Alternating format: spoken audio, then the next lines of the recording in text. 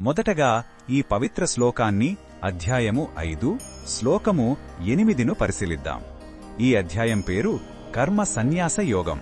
ఇందులో శ్రీకృష్ణుడు కర్మలు చేస్తూనే వాటికి అతీతంగా ఎలా ఉండాలో అర్జునుడికి వివరిస్తున్నాడు. మొదటగా ఈ పవిత్ర శ్లోకాన్ని భక్తితో విందాం. నైవ కించిత్ కరోమీతి యుక్తో మన్యేత తత్వవేత్ పశ్యన్ శృణ్వన్ స్పృశన్ జిఘ్రన్ నశ్నన్ గచ్చన్ స్వపన్ శ్వసన్.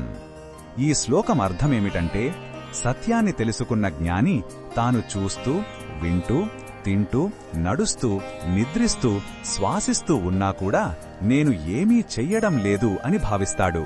ఎందుకంటే ఈ పనులన్నీ చేసేవి ఇంద్రియాలు మాత్రమేనని, తన ఆత్మ వీటికి కేవలం సాక్షిగా ఉంటుందని అతనికి తెలుసు.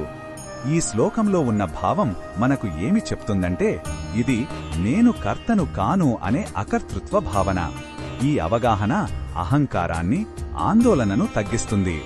పనులన్నీ ప్రకృతిలో భాగంగా జరుగుతాయని, ఆత్మ సాక్షి మాత్రమేనని గ్రహిస్తే మనసులో ప్రశాంతత నిలుస్తుంది.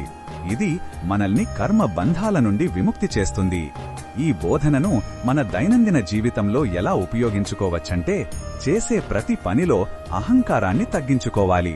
విజయం వస్తే అది కేవలం నేను సాధించింది కాదు అని, అపజయం వస్తే దానికి పూర్తిగా కుంగిపోకుండా ఉండాలి. ఈ సాక్షిభావం మన ఒత్తిడిని తగ్గించి జీవితంలో సమతౌల్యాన్ని ఇస్తుంది.